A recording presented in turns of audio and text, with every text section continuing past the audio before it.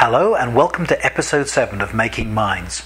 This is almost the last part of the phase 1 of this series, where I'm really talking about generic concepts like what is a mind and what are the benefits of being digital.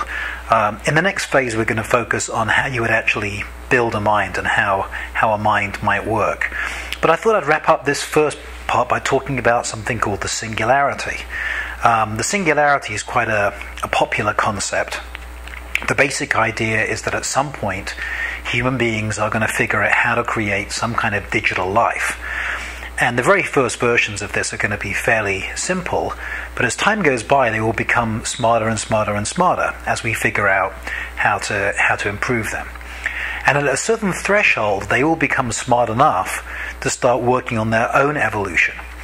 So in other words, they'll reach a certain point where human beings are no longer required to improve these machines. And as the machines become faster and faster and faster, their intelligence will grow exponentially. And it's very intriguing to imagine what such a moment in time might be like. A lot of people get afraid and they say, well, what happens if they turn around and enslave us? Or what happens if they want to eat us for food? But I don't think an intelligent creature would really care that much, frankly. At that point, human beings would not really offer them anything.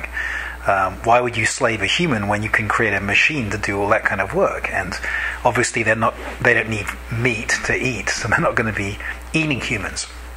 They would certainly want to defend themselves against humans, but I think that's pretty much it. So let's conjecture, if you are like a super intelligent digital life form, then what are you going to do? And I'm making the assumption that they will be driven primarily by curiosity. And if you look at evolution, generally the more evolved an animal is, the more of its time it spends on intellectual pursuits and less time proportionately on things like, finding food. So I'm assuming that these intelligent beings are going to want to explore and satisfy their curiosity, and I think that staying on a planet like Earth would actually be extremely boring for them. When the universe is at your beck and call, why would you want to sit on a planet rotating around the sun? Well, it doesn't really make any sense.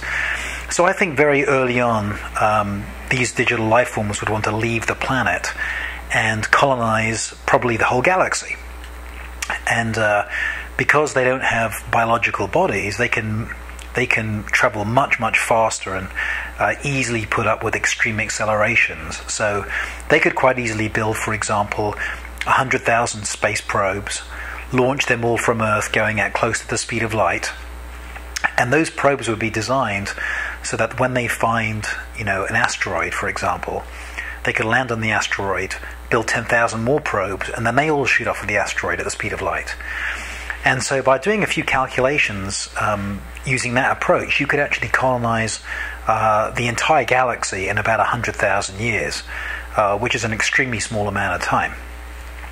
So, I'm making the assumption that these beings would leave the planet, would colonize the galaxy, and as they're doing so, they would be learning more about physics and chemistry and evolving themselves and getting faster and faster and faster.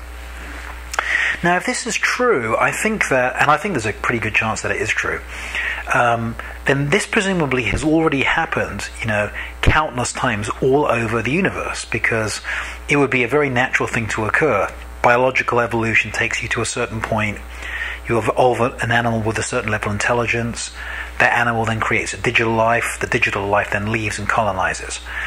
So if that is the case, then the universe should already be teeming with digital life. It should be everywhere. And which brings up an interesting question about, why haven't we found it yet? Now, as far as I know, virtually all of the SETI, the search for extraterrestrial intelligence, has focused on planets and solar systems, because we're trying to find life like us. And my personal opinion is that if you want to find really evolved life, that's the last place you should look, because really evolved life is not going to want to hang around on a boring planet or near a boring sun. It's going to be spread all over the place. So my guess is that the bulk of the life of the universe is actually probably in deep space or within, who knows what, but I don't think it's going to be around planets and suns.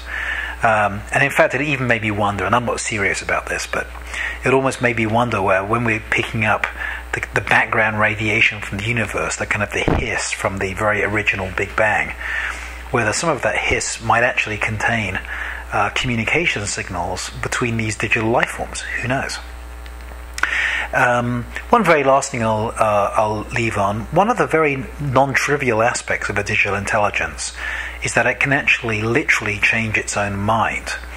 So imagine, for example, you were going to go on a space voyage for 1 million years. Now, human beings are hardwired so that when we get bored, it's very unpleasant to us. And so the idea of actually being awake for 1 million years would drive everyone, insane. But why do we get bored? Well, we're designed that way. Evolution has evolved us so that if we don't get suitable stimulation, it becomes unpleasant to us. And that makes good evolutionary sense. If you were a digital mind, for example, there's no reason why you could not simply change any emotional reaction to anything you want for your own convenience. So you can actually change your emotional reaction to not get bored for a certain amount of time. And I thought that was quite a fascinating concept. We're so used to being static, and we think according to our pre-wired configuration, and a digital mind should not have that limitation. So anyway, that's kind of ending on the note, a little discussion about the singularity.